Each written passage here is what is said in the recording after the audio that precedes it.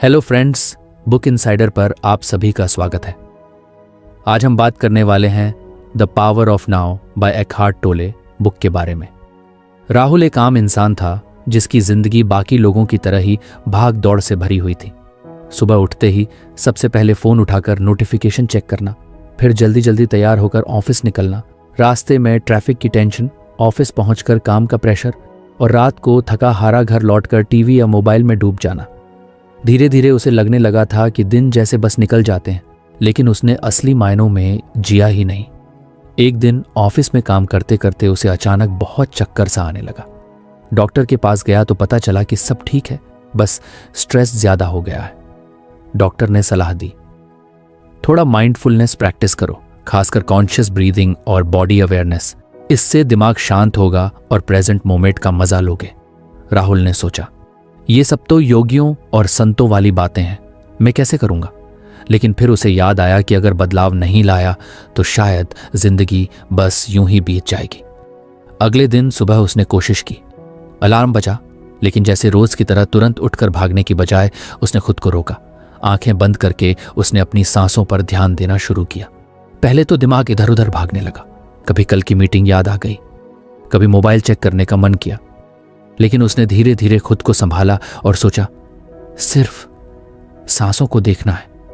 जैसे ही उसने गहरी सांस ली और महसूस किया कि हवा उसके नाक से अंदर जा रही है, सीने को भर रही है और फिर धीरे धीरे बाहर निकल रही है, उसे एक अजीब सा सुकून मिला। उसे लगा जैसे पहली बार उसने सच में सांसों को महसूस किया हो।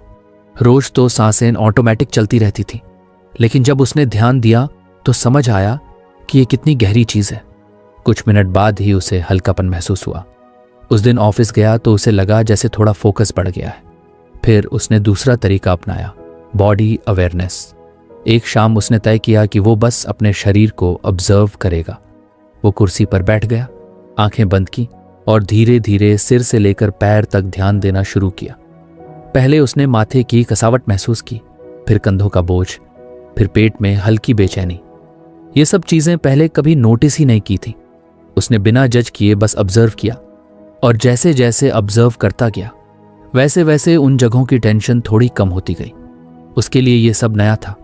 कभी कभी उसे लगता कि ये सब टाइम वेस्ट है, लेकिन फिर जब भी स्ट्रेस बढ़ जाता वो बस 2 मिनट की कॉन्शियस ब्रीदिंग करता और सच में उसका दिमाग हल्का हो जाता।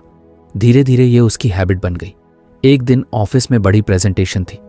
राहुल बहुत नर्वस था, हाथ पैर ठंडे हो रहे थे, लेकिन इस बार उसने खुद को रोका। उसने सोचा, बस 2 गहरी सांस लेनी है। उसने गहरी सांस ली, महसूस किया कि हवा अंदर जा रही है, सीने को भर रही है और फिर बाहर निकल रही है। 3 बार ऐसा करने के बाद उसका दिमाग अचानक साफ हो गया।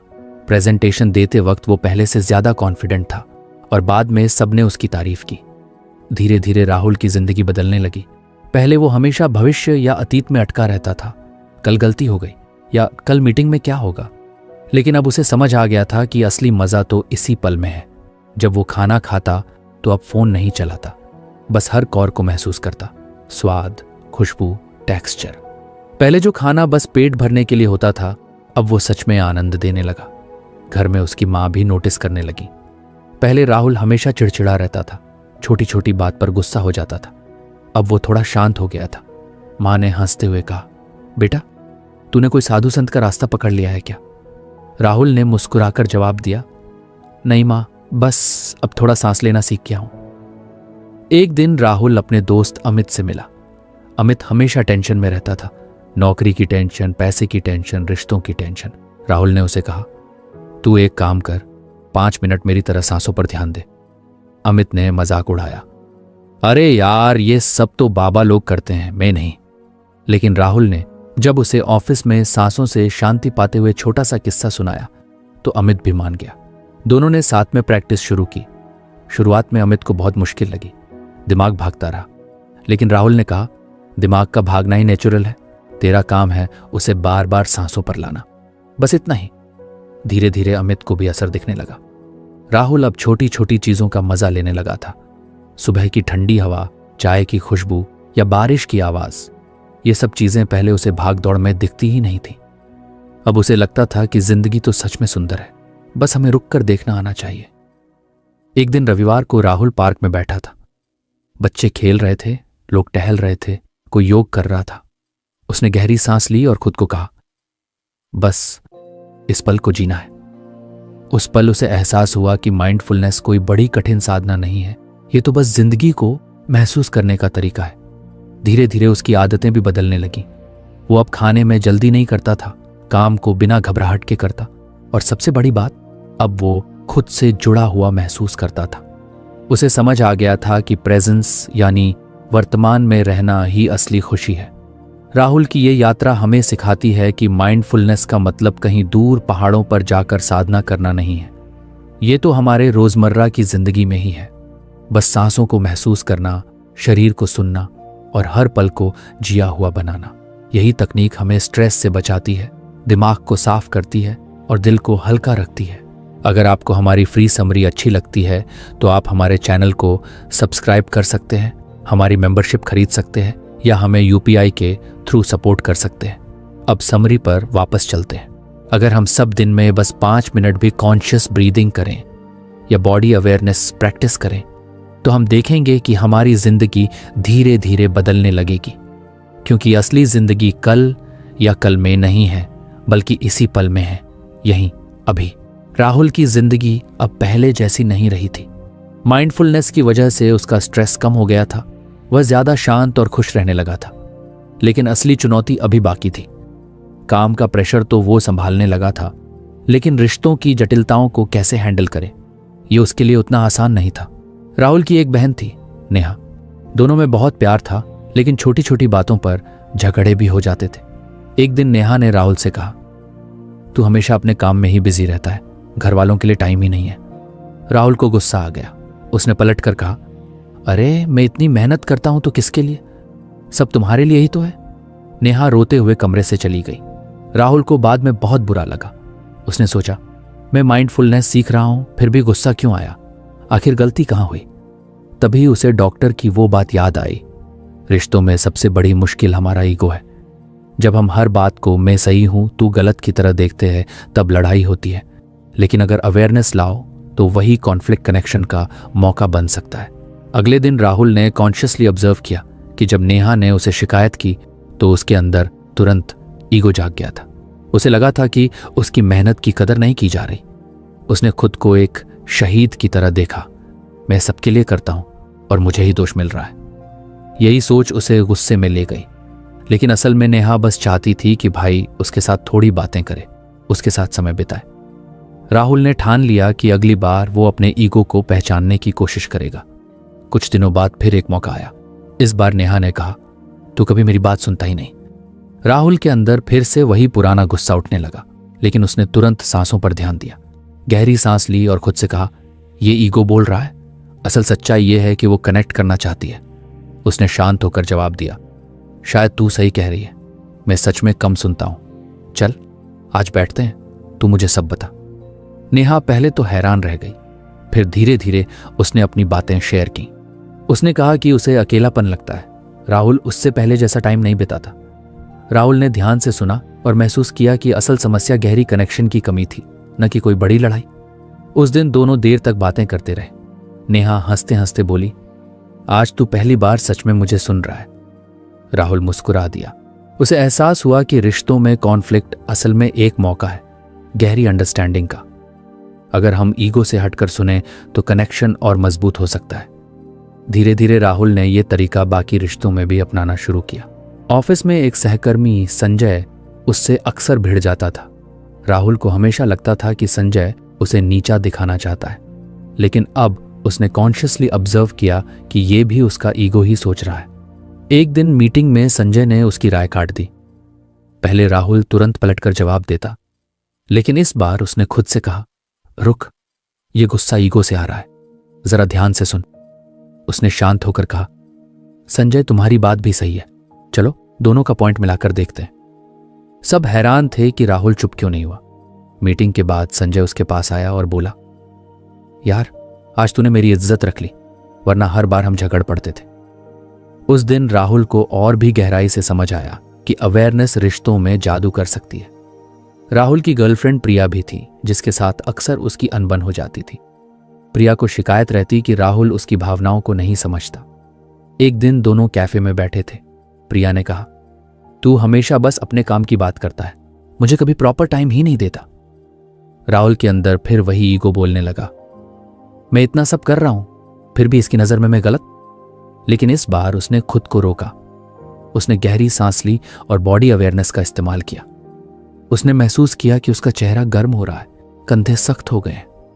उसने खुद से कहा, ये ईगो ड्रिवन रिएक्शन है, अगर मैंने इसे फॉलो किया तो लड़ाई पक्की है। उसने प्रिया की आंखों में देखा और बस कहा, शायद तू सही कह रही है, चल आज बस तेरी बातें सुनता हूं। प्रिया पहले तो चुप रही, फिर धीरे धीरे अपनी सारी भावनाएं खोल दी। उसने कहा कि उसे लगता है राहुल बस काम में खो जाता है और उनकी रिलेशनशिप को उतना महत्व नहीं देता। राहुल ने पहली बार बिना टोके, बिना समझाए बस सुना। प्रिया की आंखों में आंसू आ गए और उसने कहा, आज तूने सच में मुझे महसूस किया। उस पल राहुल को लगा कि रिश्ता अब और गहरा हो गया है। उसके दोस्तों ने भी उसमें बदलाव देखा। अब वो पहले जैसा रिएक्टिव नहीं रहा था। छोटी छोटी बातों पर लड़ने की बजाय वो सुनता, समझता और फिर शांत होकर जवाब देता। उसके दोस्त कहते, यार तू तो बदल गया है, पहले तू हर चीज पर बहस करता था। राहुल हंसकर जवाब देता, अब मैंने सीखा है कि बहस से ज्यादा मजा कनेक्शन में है। धीरे धीरे उसे एहसास हुआ कि रिश्तों की सबसे बड़ी दुश्मन ईगो है। जब भी हम सोचते हैं कि मैं सही हूं और दूसरा गलत है, तभी लड़ाई जन्म लेती है। लेकिन अगर हम अवेयरनेस लाकर खुद से पूछें, क्या ये सच में मेरा दिल बोल रहा है या सिर्फ ईगो, तो हमें समझ आता है कि सामने वाला भी इंसान है, उसकी भी फीलिंग्स हैं और शायद वो भी सिर्फ प्यार और समझ चाहता है। राहुल अब हर कॉन्फ्लिक्ट को एक मौके की तरह देखने लगा था। अगर प्रिया नाराज होती तो वो सोचता, ये मौका है उसे गहराई से समझने का। अगर नेहा शिकायत करती तो वो सोचता, ये मौका है हमारे रिश्ते को और मजबूत बनाने का। अगर ऑफिस में कोई सहकर्मी उससे भिड़ता तो वो सोचता, ये मौका है टीम वर्क को और बेहतर करने का। एक बार राहुल ने खुद से कहा, पहले मैं सोचता था कि माइंडफुलनेस बस अपने दिमाग को शांत करने की तकनीक है, लेकिन अब समझ आया कि ये तो रिश्तों में भी उतना ही जरूरी है, क्योंकि जब मैं अपने ईगो को देख पाता हूं तभी मैं सच में किसी और से जुड़ पाता हूं। धीरे धीरे उसका और प्रिया का रिश्ता बहुत मजबूत हो गया। पहले जहां हफ्ते में 2-3 बार झगड़े होते थे, अब दोनों काल्मली बातें करके हल निकाल लेते थे। नेहा भी उससे खुश थी कि उसका भाई अब सुनता है और साथ में समय बिताता है। ऑफिस में भी राहुल की इमेज बदल गई थी। अब लोग उसे टीम को जोड़ने वाला इंसान मानने लगे थे। राहुल की कहानी हमें यही सिखाती है कि रिश्तों में सबसे बड़ी दीवार हमारा ईगो है। जब हम अवेयरनेस के साथ अपने ईगो ड्रिवन बिहेवियर को पहचान लेते हैं तो वही कॉन्फ्लिक्ट गहरी अंडरस्टैंडिंग का दरवाजा खोल देता है। असल में हर लड़ाई हमें यह मौका देती है कि हम सामने वाले को बेहतर समझें और कनेक्शन को मजबूत करें। अगर हम सब दिन में बस एक बार रुककर खुद से पूछें, ये गुस्सा, ये बहस, ये शिकायत, क्या ये सच में मेरी सच्ची जरूरत है या सिर्फ मेरा ईगो बोल रहा है, तो शायद हमारे रिश्ते ज्यादा खूबसूरत हो जाए, क्योंकि रिश्ते जीतने की जगह समझने और जोड़ने के लिए होते हैं। राहुल अब धीरे धीरे माइंडफुलनेस की दुनिया में गहराई से उतर चुका था। उसने सांसों की ताकत को महसूस किया, बॉडी अवेयरनेस से शांति पाई और रिश्तों में ईगो की पहचान करके कनेक्शन मजबूत किया। लेकिन उसकी असली परीक्षा तब शुरू हुई जब वो समय के जाल में फंसने लगा। ऑफिस में एक दिन बैठा था तो अचानक मन में आया, यार अगर मैंने पिछले साल वो प्रोजेक्ट अच्छे से किया होता तो आज मेरी प्रमोशन पक्की होती। मैं कितना बेवकूफ था जो इतनी छोटी सी गलती कर दी। ये सोचते सोचते उसका मूड खराब हो गया। उसी शाम घर लौटा तो फिर दिमाग में ख्याल आने लगे, कल क्लाइंट मीटिंग है, अगर गड़बड़ हो गई तो बॉस डांट देगा, अगर ये डील नहीं मिली तो शायद मेरी नौकरी भी खतरे में पड़ सकती है। राहुल ने गौर किया कि या तो वो बीते कल के पछतावे में जी रहा है या आने वाले कल की चिंता में, लेकिन इस सब के बीच वो आज खो रहा है। किताबों में उसने पढ़ा था कि असली जीवन सिर्फ इसी पल में है, लेकिन दिमाग बार बार अतीत और भविष्य की तरफ भाग जाता है। एक दिन वो पार्क में बैठा था, बच्चों को खेलते देख रहा था, लेकिन खुद खेल का मजा नहीं ले पा रहा था। उसके मन में लगातार कलकल चल रही थी। अगर मैंने वो किया होता, अगर आगे ऐसा हो गया तो। तभी उसे याद आया कि माइंडफुलनेस में एक बात कही जाती है, पास्ट और फ्यूचर सिर्फ दिमाग की प्रोजेक्शन है, हकीकत सिर्फ प्रेजेंट मोमेंट है। उसने सोचा, ठीक है, आज इसे प्रैक्टिकली करके देखता हूं। उसने आंखें बंद की और खुद से कहा, मैं अभी पार्क में हूं, चारों तरफ पेड़ हैं, बच्चे खेल रहे हैं, ठंडी हवा चल रही है। जैसे ही उसने इस पल को महसूस किया, दिमाग की चिंता थोड़ी हल्की हो गई। राहुल को एहसास हुआ कि जब वो अतीत में जाता है तो वो सिर्फ यादों को दोहराता है, और जब भविष्य में जाता है तो बस कल्पना करता है। दोनों ही चीजें असली नहीं हैं, लेकिन उसकी सांसें, उसके आसपास की आवाजें, पेड़ों की खुशबू, ये सब असली है, क्योंकि ये अभी हो रही है।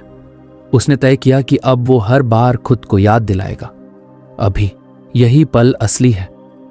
कुछ दिनों बाद एक बड़ा इवेंट आया। राहुल की कॉलेज की दोस्ती टूटी हुई थी। कई साल पहले एक छोटे से झगड़े के कारण उसका दोस्त करण उससे बात करना बंद कर चुका था। उस घटना का पछतावा राहुल को हमेशा खाता रहा।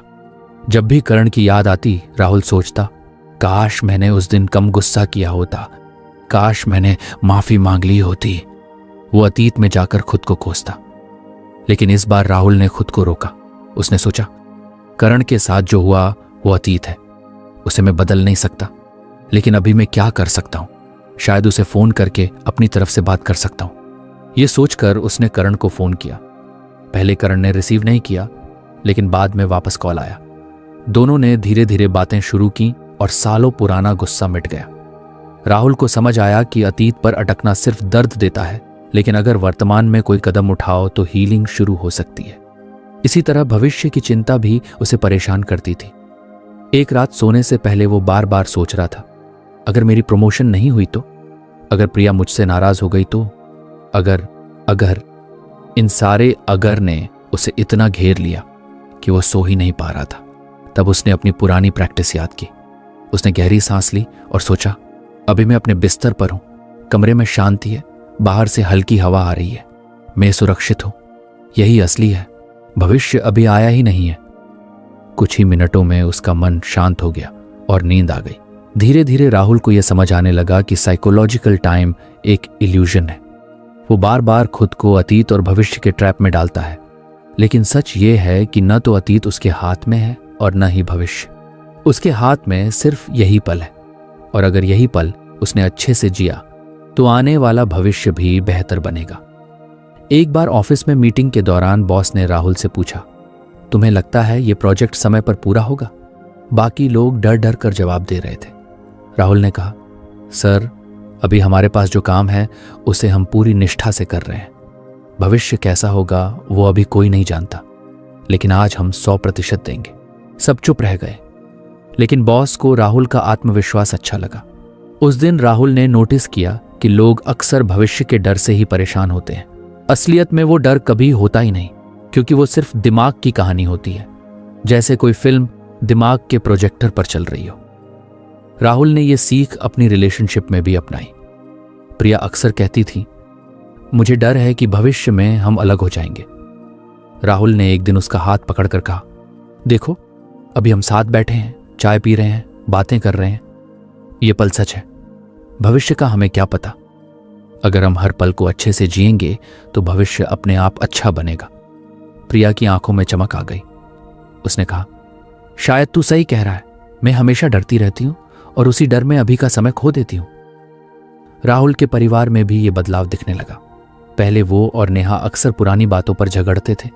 तूने बचपन में ये किया था, तू हमेशा ऐसा करता है। लेकिन अब राहुल कहता, नेहा, वो सब अतीत है, अभी हम साथ हैं, यही सबसे बड़ा गिफ्ट है। धीरे धीरे नेहा भी इस आदत को अपनाने लगी। राहुल को अब हर पल में छिपा जादू दिखने लगा।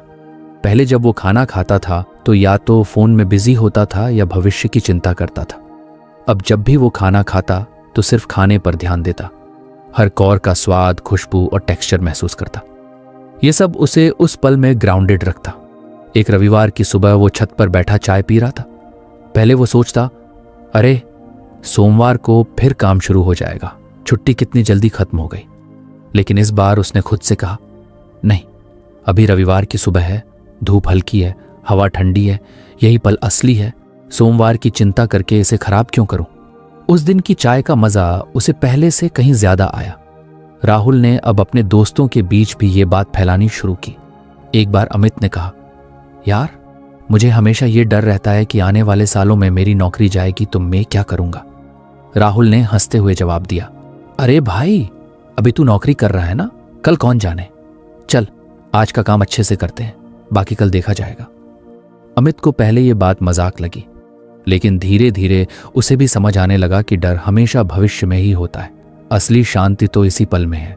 राहुल अब जान चुका था कि साइकोलॉजिकल टाइम बस दिमाग का बनाया हुआ इल्यूजन है। जब हम बार बार अतीत और भविष्य में उलझते हैं तो असल जिंदगी जीना भूल जाते हैं, लेकिन जब हम खुद को वर्तमान में लाते हैं तो हर पल खास बन जाता है।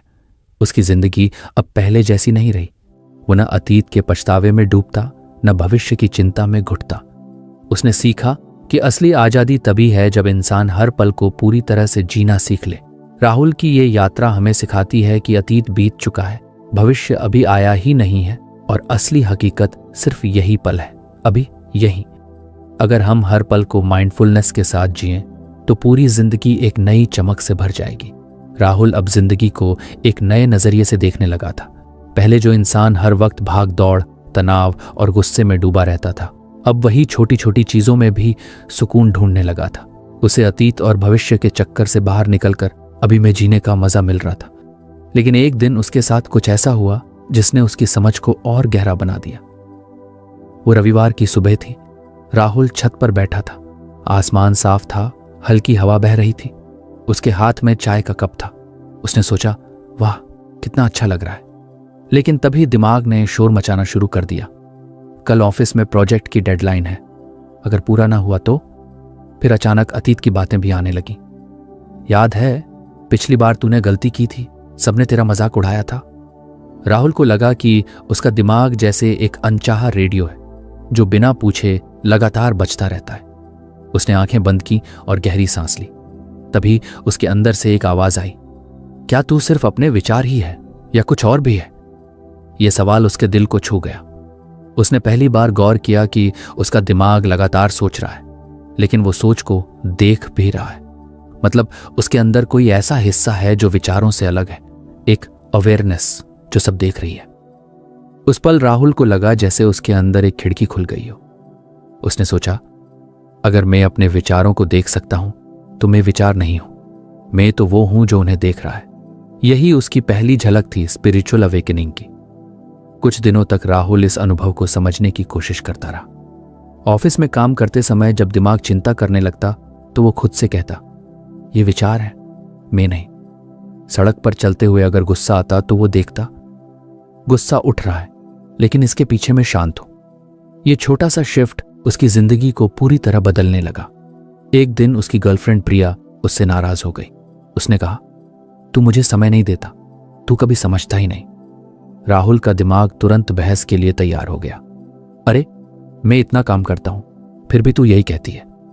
लेकिन उसी पल राहुल ने अवेयरनेस लाई और सोचा, यह विचार मेरा ईगो है, लेकिन असल में तो शांत हूं। उसने प्रिया को देखा और कहा, शायद तुझे सच में बुरा लग रहा है, चल आज बस तेरी सुनता हूं। प्रिया पहले हैरान हुई, फिर मुस्कुराई और बोली, आज तूने मुझे सच में समझा। राहुल को समझ आने लगा कि स्पिरिचुअल अवेकनिंग का मतलब है अपने आप को माइंड से अलग देखना। माइंड तो कभी खुश होता है, कभी दुखी, कभी गुस्से में, कभी डरा हुआ, लेकिन असल मैं इन सब से परे हूं। मैं वो हूं जो इन सबको देख रहा है। उसने इस अनुभव को और गहराई से समझने के लिए मेडिटेशन शुरू किया। रोज सुबह 15 मिनट वो चुपचाप बैठ जाता। विचार आते, आज ये काम करना है, कल ये गलती हुई थी, लेकिन अब वो उनसे लड़ता नहीं था, बस देखता। धीरे धीरे उसे महसूस होने लगा कि विचार वैसे ही हैं जैसे आसमान में बादल, आते हैं जाते हैं, लेकिन आसमान हमेशा वैसा ही रहता है, खुला, शांत और विशाल। और वही आसमान उसकी असली पहचान है। एक दिन राहुल ऑफिस से लौटते समय ट्रैफिक में फंसा हुआ था। पहले की तरह वो चिड़चिड़ा नहीं हुआ। उसने खुद से कहा, ट्रैफिक बाहर है लेकिन अंदर मैं शांत रह सकता हूं। उसने देखा कि उसके आसपास लोग गुस्से में हॉर्न बजा रहे हैं, लेकिन उसके अंदर एक गहरी शांति थी। उस पल उसे महसूस हुआ कि बाहर की दुनिया चाहे जैसी भी हो, अगर मैं अपनी अवेयरनेस से जुड़ा रहूं तो कुछ भी मुझे डिस्टर्ब नहीं कर सकता। धीरे धीरे उसका पूरा नजरिया बदल गया। पहले वो सोचता था कि मैं राहुल हूं, इंजीनियर, बेटा, भाई, बॉयफ्रेंड, लेकिन अब उसे लगने लगा कि ये सब लेबल्स हैं। असल में तो कुछ और हूं, वो टाइमलेस अवेयरनेस जो हर स्थिति को देखती है, जो हर रोल को निभाती है, लेकिन किसी रोल तक सीमित नहीं है। उसने ये बात अपने दोस्त अमित से भी शेयर की। अमित बोला, यार ये सब तो बड़े बड़े बाबा लोग कहते हैं, तू कैसे इस नतीजे पर पहुंच गया? राहुल ने मुस्कुराकर कहा, भाई मैंने बस ऑब्जर्व किया कि मेरा दिमाग लगातार चलता रहता है, लेकिन जब मैं उससे थोड़ा पीछे हटकर देखता हूं तो मुझे एक गहरी शांति मिलती है। यही तो असली मैं हूं। अमित ने पहले मजाक किया, लेकिन फिर धीरे धीरे क्यूरियोसिटी में उसने भी कोशिश शुरू की। राहुल की मां ने भी उसमें बदलाव महसूस किया। पहले वो छोटी छोटी बातों पर चिढ़ जाता था, अब मां अगर कुछ कह देती तो राहुल मुस्कुरा देता। मां ने पूछा, बेटा तू इतना बदल कैसे गया? राहुल ने कहा, मां पहले मैं हर बात को दिमाग से लेता था, अब समझ गया हूं कि असली में दिमाग नहीं हूं, मैं तो वो हूं जो इसे देख रहा है। उसकी ये नई समझ उसके रिश्तों, काम और रोजमर्रा की जिंदगी में जादू करने लगी। अब वो हर हालात में थोड़ा दूरी से देख पाता था।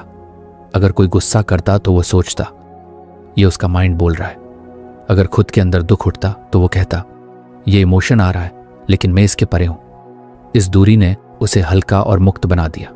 राहुल को महसूस हुआ कि स्पिरिचुअल अवेकनिंग कोई जादू या चमत्कार नहीं है, ये बस एक शिफ्ट है अपने आप को माइंड से अलग पहचानने की।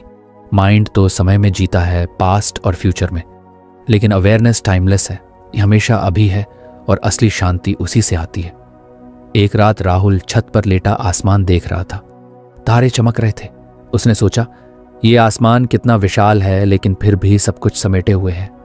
वैसे ही मेरी अवेयरनेस भी विशाल है और सारे विचार, सारे इमोशंस, सारे अनुभव इसमें आते जाते हैं, लेकिन असली मैं तो हमेशा वही हूं, खुला, शांत और असीम।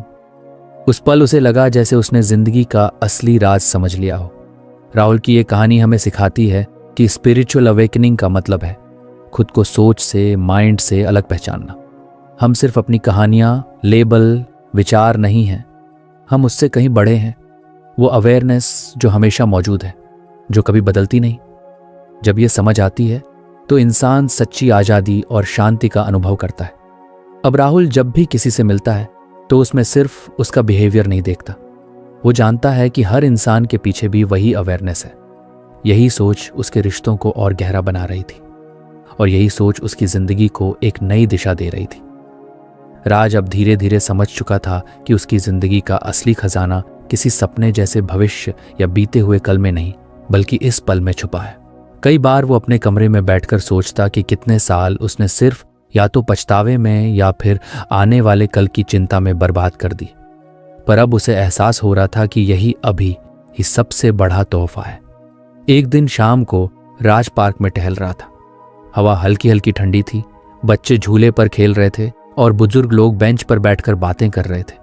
पर राज का ध्यान किसी शोर या हलचल पर नहीं था, बल्कि वो अपने हर कदम, अपनी हर सांस को महसूस कर रहा था। जैसे ही उसका पैर जमीन पर पड़ता, वो उस स्पर्श को नोटिस करता। जैसे ही हवा उसके चेहरे को छूती, वो उस ठंडक को महसूस करता। उसी वक्त उसे समझ आया कि असली सुकून तो इसी अनुभव में है, अभी के इस पल में। पहले जब भी वो पार्क आता, उसका दिमाग सोचता रहता, कल ऑफिस में क्या करना है, घर का बिल कैसे भरना है, पिछले हफ्ते बॉस ने डांटा क्यों था, अगर मैं ऐसा करता तो बेहतर होता। मगर आज वो सब गायब था, न अतीत की फिक्र, न भविष्य की चिंता, बस वो और यह पल। उसे लगा जैसे उसके अंदर का बोझ अचानक उतर गया हो। उसकी पत्नी ने भी नोटिस किया कि राज पहले से बदल गया है। पहले घर आते ही वो मोबाइल या लैपटॉप में घुस जाता, छोटे छोटे सवालों पर चिढ़ जाता और बच्चों की बातें भी ठीक से नहीं सुनता। लेकिन अब जब बच्चे उससे कुछ पूछते तो वो रुककर ध्यान से सुनता, उनके साथ हंसता और पल का आनंद लेता। एक दिन उसकी बेटी ने कहा, पापा अब आप पहले से ज्यादा अच्छे लगते हो। ये सुनकर राज के दिल को एक अलग ही शांति मिली। उसे महसूस हुआ कि जब इंसान अभी में जीता है तभी रिश्ते भी खिल उठते हैं। एक बार ऑफिस में भी एक दिलचस्प वाकया हुआ। वहां अक्सर प्रोजेक्ट की डेडलाइन को लेकर झगड़े और बहस होती रहती थी। पहले राज भी उनमें उलझ जाता था, गुस्सा आता था और दिमाग में सिर्फ चिंता और तनाव रहता था। लेकिन उस दिन मीटिंग के दौरान जब बहस तेज हो रही थी, राज ने गहरी सांस ली और खुद से कहा, सिर्फ ये पल असली है, न कल की डेडलाइन अभी है, न पिछले झगड़े की याद, बस ये बातचीत और ये क्षण। जैसे ही उसने ये सोचा, उसके अंदर से गुस्सा गायब हो गया। उसने बहुत शांत स्वर में अपनी बात रखी। सब लोग चौंक गए, क्योंकि आमतौर पर वो इस तरह शांत नहीं रहता था। उसकी सादगी और स्पष्टता ने माहौल को हल्का कर दिया। उसी वक्त उसने महसूस किया कि नाव ही असली ताकत है। राज ने समझ लिया था कि जितना हम अतीत और भविष्य में उलझते हैं, उतना ही दुख पाते हैं। अतीत हमें पछतावे में ले जाता है और भविष्य हमें चिंता में। लेकिन जब इंसान अब को अपनाता है तो वो ना तो पछतावे में जलता है और ना ही चिंता में घुटता है। उसे जीवन के हर छोटे अनुभव में खुशी मिलने लगती है। एक रात राज छत पर बैठा था। आसमान में तारे चमक रहे थे, हल्की ठंडी हवा चल रही थी। उसने आंखें बंद की और गहरी सांस ली। उस पल उसे ऐसा लगा जैसे सारी दुनिया ठहर गई हो। कोई शोर नहीं, कोई चिंता नहीं, सिर्फ वो और उसकी सांसें। उसे लगा जैसे इस छोटे से पल में पूरी सृष्टि समा गई है। अचानक उसे अंदर से एक गहरी शांति और आनंद महसूस हुआ। उसने सोचा, अगर मैं हर पल को ऐसे ही जी पाऊं तो मुझे कभी दुख नहीं होगा। धीरे धीरे ये उसकी आदत बन गई। चाहे वो खाना खा रहा हो, बच्चों से बात कर रहा हो या बस चाय पी रहा हो, वो पूरी तरह उस अनुभव में डूब जाता। जब चाय का पहला घूंट उसके गले से उतरता तो वो उसका स्वाद सच में महसूस करता। पहले वो चाय पीते वक्त दिमाग में और बातें सोचता रहता, लेकिन अब चाय पीना भी एक ध्यान, मेडिटेशन जैसा अनुभव हो गया था। लोगों ने भी महसूस किया कि राज बदल गया है। वो ज्यादा खुश, ज्यादा शांत और ज्यादा समझदार हो गया है। पहले जो चीजें उसे परेशान कर देती थीं, अब उन पर वो हंस देता। उसके दोस्त कहते, राज, तू पहले से कितना अलग हो गया है। तुझे देख के लगता है जैसे तेरे अंदर कोई नई रोशनी आ गई हो। और सच में उसके अंदर वो रोशनी थी, नाव की रोशनी। एक बार उसकी पत्नी ने उससे पूछा, राज, ये सब तूने कैसे किया? तू इतना शांत और खुश कैसे हो गया? राज मुस्कुराया और बोला, पहले मैं सोचता था कि खुशी मुझे भविष्य में मिलेगी, जब प्रमोशन होगा, जब घर बड़ा होगा, जब पैसे ज्यादा होंगे। लेकिन अब समझ आया है कि खुशी कहीं और नहीं, बल्कि इसी पल में छुपी है। अगर मैं अभी का आनंद नहीं ले सकता तो भविष्य का भी नहीं ले पाऊंगा। धीरे धीरे राज को एहसास हुआ कि यही असली एनलाइटनमेंट है। जब इंसान हर पल में पूरी तरह जीना सीख लेता है तो उसका दुख घुल जाता है। जब हम अतीत और भविष्य की बेड़ियों से मुक्त हो जाते हैं, तभी हम सच में आजाद होते हैं। और यही आजादी असली शांति और आनंद देती है। अब राज का हर दिन एक तोहफे जैसा था। चाहे परिस्थिति जैसी भी हो, वो उसे एक अवसर की तरह देखता। अगर दिक्कत आती तो वो सोचता, ये भी अभी का हिस्सा है और मैं इसे पूरी जागरूकता से जी सकता हूं। अगर खुशी आती तो वो उसे भी दिल खोलकर अपनाता। उसकी जिंदगी अब दौड़ नहीं रही थी, बल्कि हर पल में खिल रही थी। राज की ये कहानी हमें यही सिखाती है कि असली खजाना किसी मंजिल में नहीं, बल्कि सफर के हर पल में छुपा है। जब हम नाव को अपनाते हैं तो दुख अपने आप पिघल जाते हैं और जिंदगी रंगों से भर जाती है। यही नाव असली द्वार है, रोशनी और सुकून की तरफ। और जब इंसान उस द्वार को खोल लेता है तो उसे एहसास होता है कि जीवन कभी अधूरा नहीं था, वो हमेशा से पूरा था, बस हमें उसे देखने की नजर नहीं थी। तो फ्रेंड्स, ये थी हमारी आज की बुक समरी। आपको कैसी लगी कमेंट करके जरूर बताएं और धन्यवाद आपका समरी एंड तक सुनने के लिए।